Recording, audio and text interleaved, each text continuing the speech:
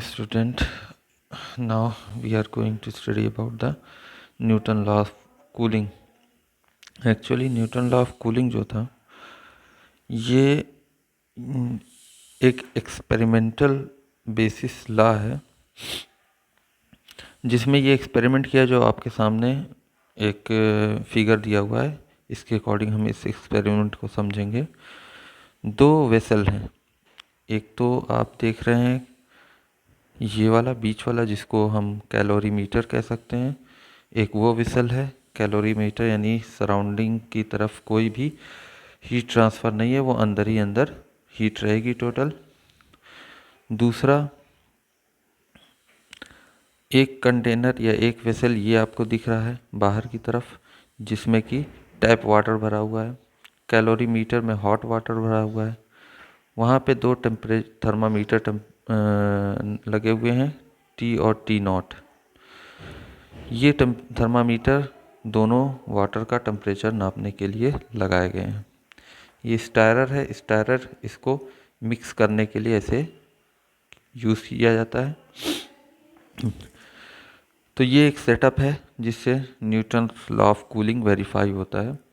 इसमें देखा गया ये कि जब ये हॉट वाटर है इसको लगातार स्टायरिंग की गई तो यहाँ पे टेम्परेचर डिक्रीज़ कर रहा था, और टेम्परेचर डिक्रीज़ कर रहा था हर 1 मिनट पे। 1 मिनट पे टेम्परेचर नापा गया इस थर्मामीटर में, तो वो लगातार घट रहा था। वो घट रहा था, वो किधर की तरफ ट्रांसफ़र हो रहा था, ये जो बाहर की तरफ टैप वाटर है इधर की तरफ वो ट्रांसफ़र हो रहा था। तो वो टेम्परेचर जब तक 5 डिग्री सेंटीग्रेड तक नहीं आ गया, जो कि सराउंडिंग टेम्परेचर था, उस टेम्परेचर तक नहीं आ गया, तब तक इसको मेज़रमेंट किया गया।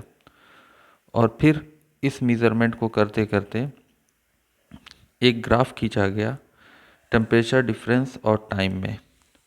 तो जो ग्राफ खींचा गया वो कुछ इस तरह से था,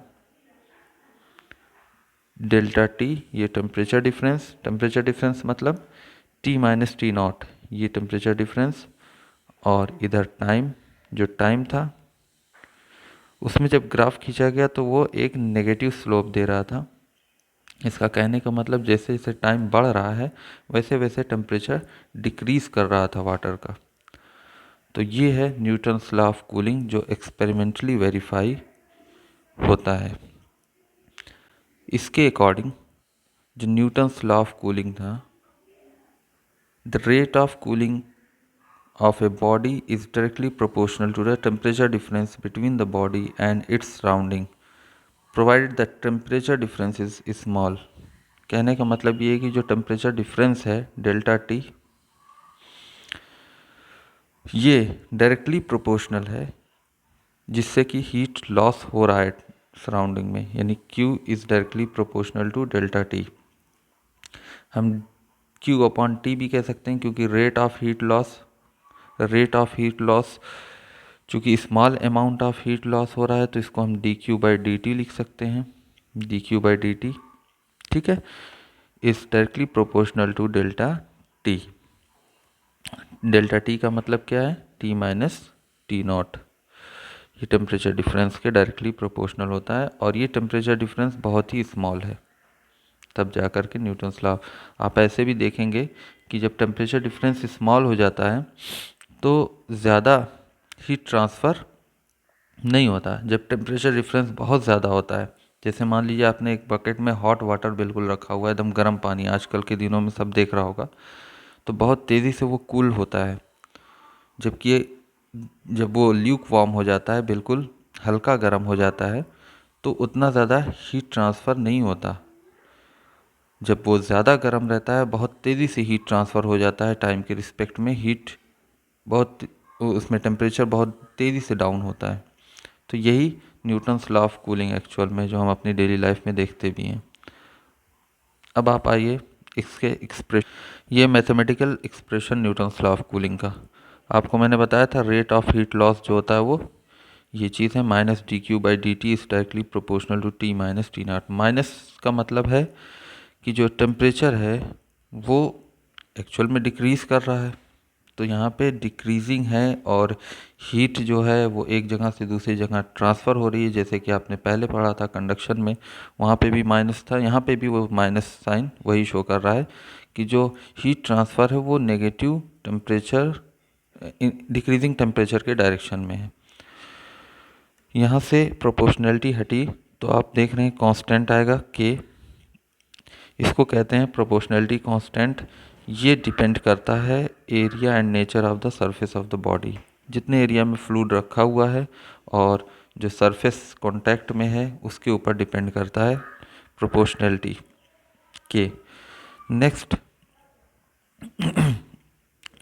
आप अगर देखें, let m be the mass and c the specific heat of the body at temperature t।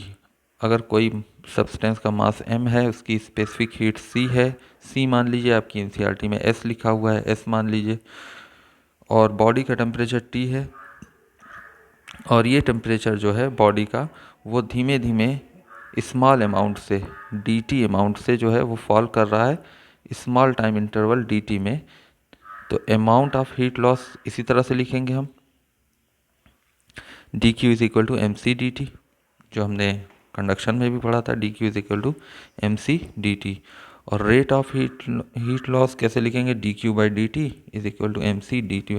Rate का मतलब टाइम से डिवाइड कर देंगे, तो दोनों तरफ D T by D T और डी टी से डिवाइड कर दिया।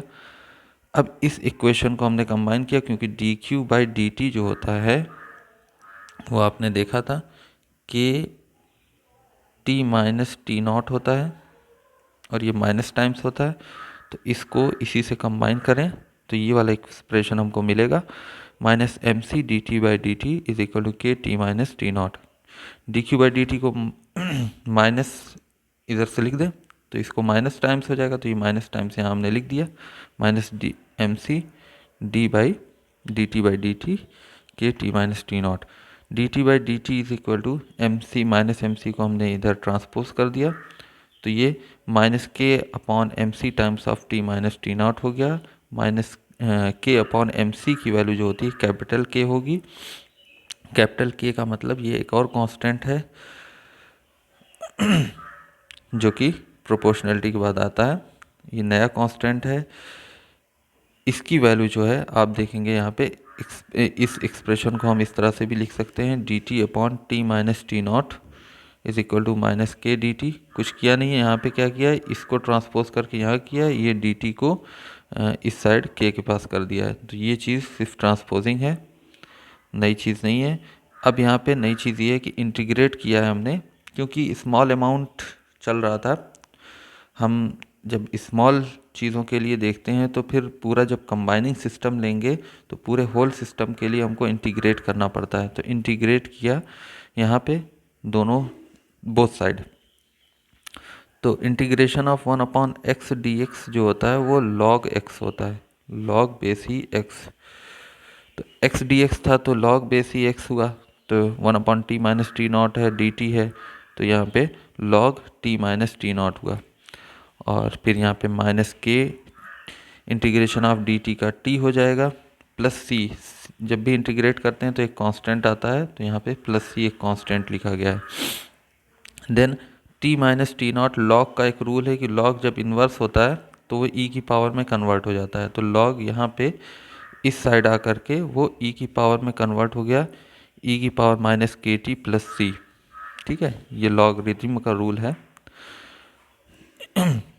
तो t माइनस टी नॉट क्या होगा, ये लॉग हटा करके यहाँ पे e की पावर में ये जो इक्वल के इस साइड राइट साइड में एक्सप्रेशन था minus K T plus C में कन्वर्ट हो गया। t is equal to T naught plus E की पावर सी, ई की power minus K T. Then t is equal to, इसको सॉल्व किया, T naught plus E की power C, E की power सी क्या है, वो कांस्टेंट है, तो उसको कांस्टेंट रहने दिया।